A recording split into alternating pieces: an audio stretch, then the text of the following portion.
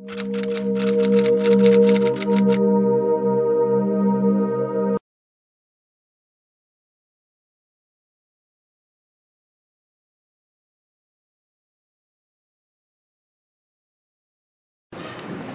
un reto y un privilegio estar al final de un foro así, pero supongo que cuando les diga el tema del trabajo, con todo y lo difícil que es esto y todos los temas de los que hemos hablado, podrán seguirme un ratito más. El tema del trabajo se llama "Me urge ser grande para pegarle a mis hijos". ¿Sí me atiende?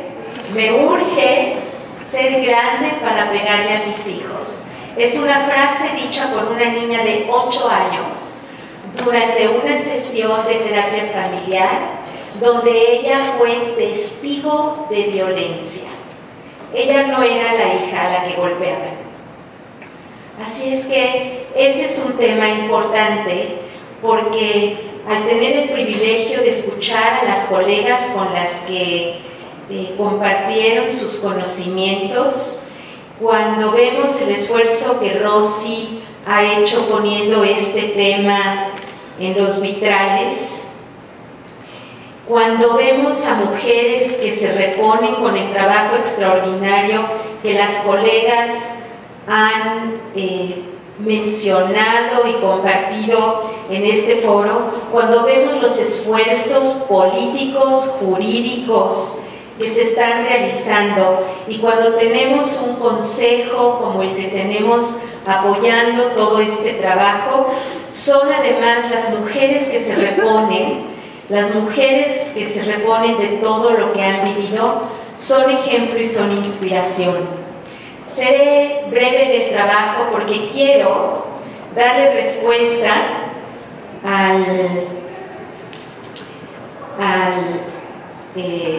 licenciado Elías Azar, que mencionó que quisiera él ver qué podemos hacer por la ciudad. Y yo les traigo una propuesta como muchas otras en el ambiente académico. Entonces, el triste título de este trabajo fue una frase dicha por una niña de 8 años durante una sesión de terapia familiar. Me urge ser grande para pegarle a mis hijos. Es una frase que encierra la vida, que está escribiéndose con la tinta del rencor, la impotencia y el miedo.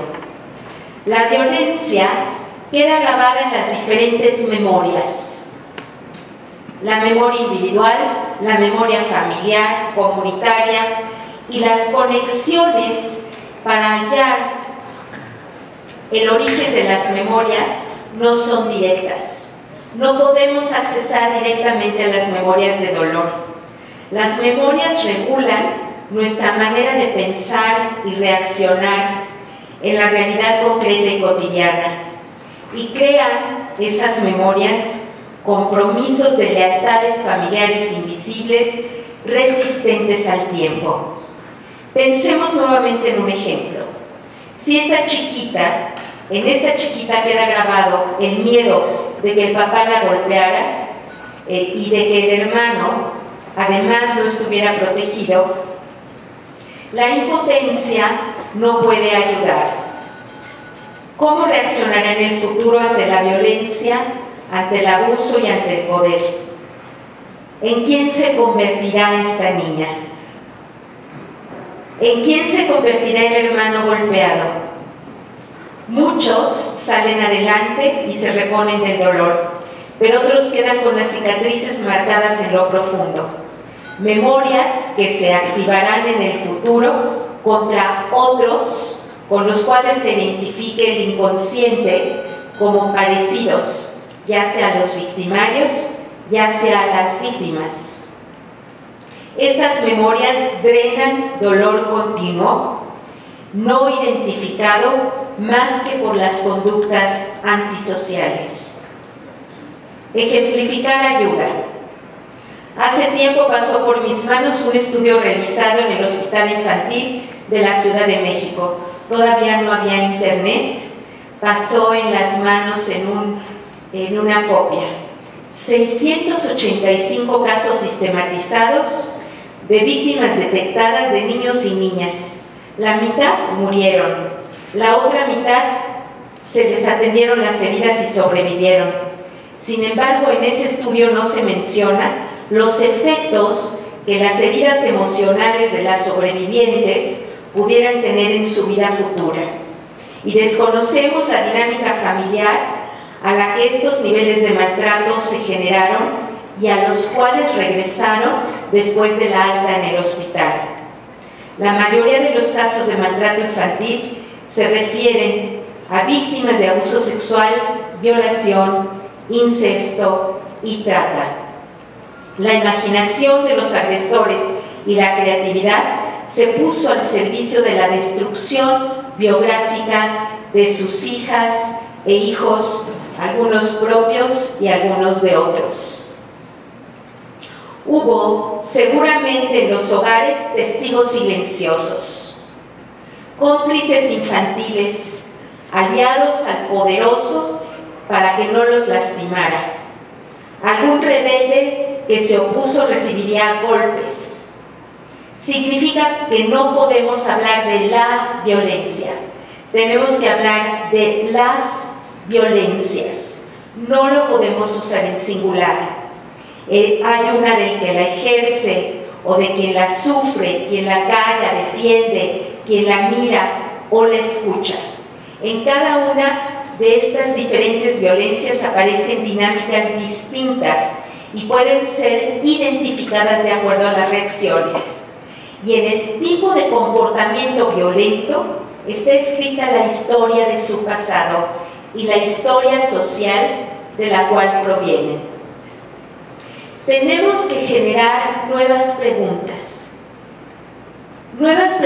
que nos permitan crear nuevas respuestas. ¿Cómo viven y vivirán las y los sobrevivientes? ¿Se convertirán en supervivientes? ¿Y qué pasa con los testigos infantiles? ¿Cómo se queda grabado? ¿Cómo manejan su dolor? Los testigos silenciosos, ¿cómo van a manejar su silencio? ¿En qué parte de su cuerpo se va a hospedar? Si muere la víctima de violencia en manos del padre, ¿cómo se va a procesar el duelo? Tenemos muchas preguntas. Entonces, tenemos quizá que hablar de que esto no sucede en una generación, sino es una generación tras otra, donde víctimas van heredando el dolor de otras y se someten a situaciones en las que están metidas en las cicatrices familiares y las sociales. Los golpes psicológicos y corporales se dan en el ámbito de lo privado, pero no obstante, sus efectos se van a expresar en el ámbito público.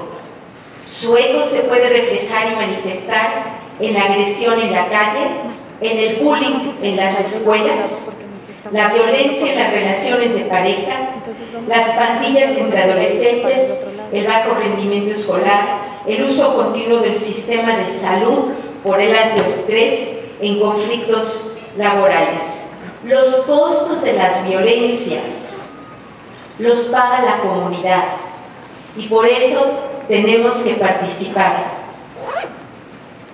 Los testimonios escritos de los libros de Rosy Orozco y de Sophie Hayes sobre las personas que han sufrido esclavitud sexual que han sido mantenidas en cautiverio, explotadas a través de su cuerpo y torturadas a través de su mente, constituyen la historia oral que visibiliza la problemática humana y permite además la apertura de conciencia.